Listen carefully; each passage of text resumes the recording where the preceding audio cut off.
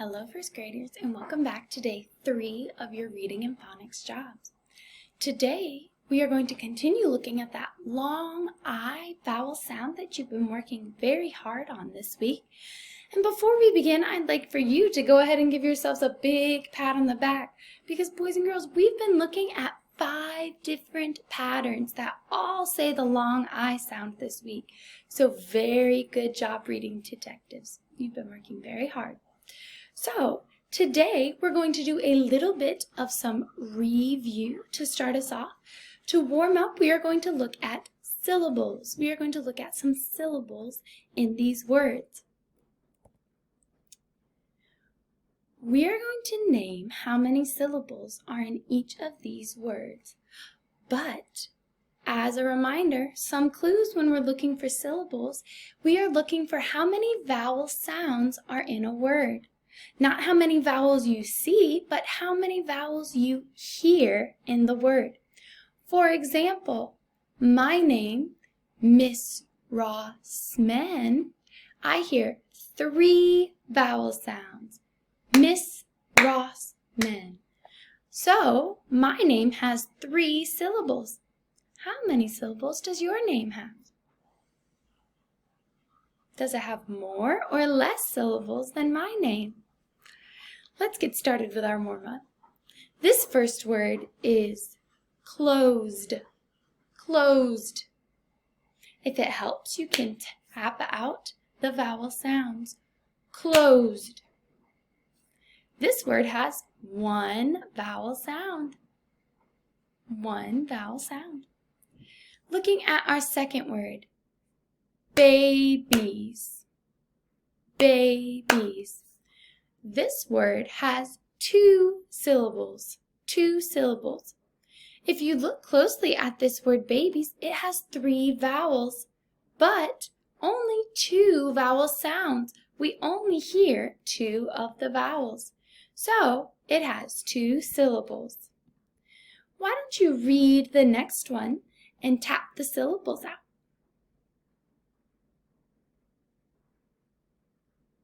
Now let's check ourselves. Running. That word has 2 syllables. If you got it correctly, kiss your brain, first graders. Let's look at the next one. Read it to yourself and tap out the syllables. Faster. That word has 2 syllables as well. Give yourself an oh yeah if you got that one right. Let's look at the next one. Biggest. Biggest. Biggest. That one has 2 syllables. Kiss your brain. And our last word. Read it to yourself and tap out the syllables.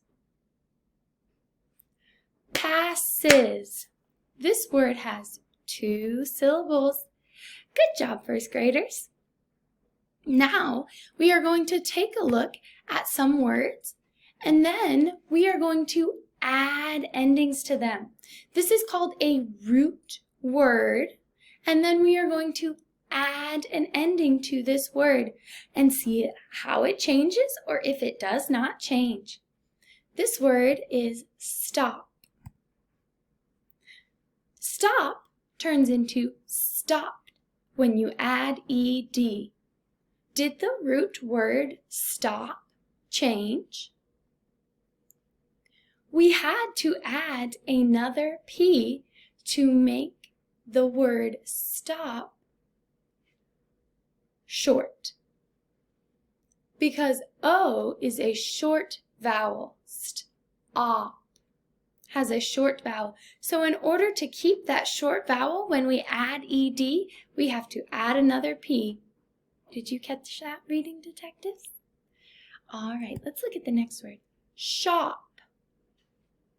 When you add ing to shop, it becomes what? Shopping. Shopping. And the rule is the same. To keep that short vowel sound, the ah, In shopping, you have to add another P when you add ing. What's our next word, first graders? It's big. Bigger. When you add ER to the root word big, you have to add another G to keep the short I.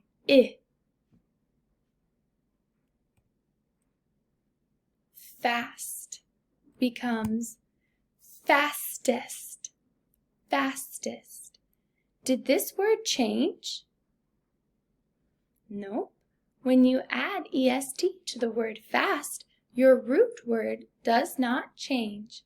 And remember, our root word is the word that we are adding the ending to. The root word can stand by itself.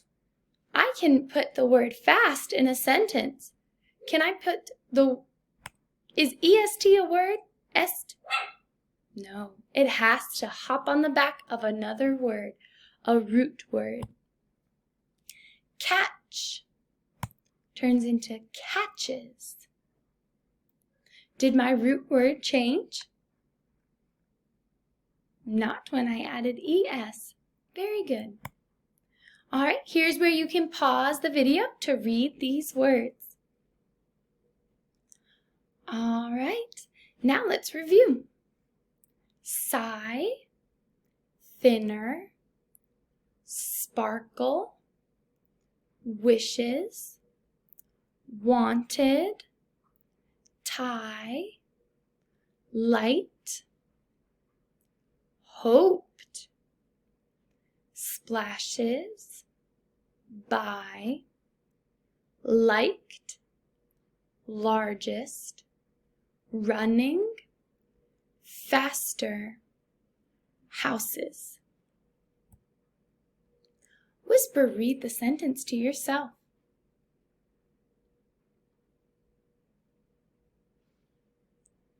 The top kept spinning and then stopped. The top kept spinning and then stopped. Whisper, read the sentence to yourself.